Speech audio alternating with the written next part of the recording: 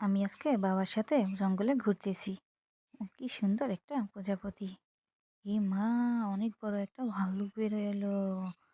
এর কি শক্তি! বাবা বাঁচাও, আমাকে বাঁচাও বাবা!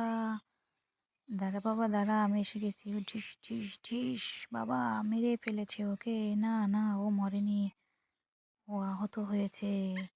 ও নিজের মধ্যে শক্তি জোগাড় করে অনেক শক্তিশালী হয়ে গেছে।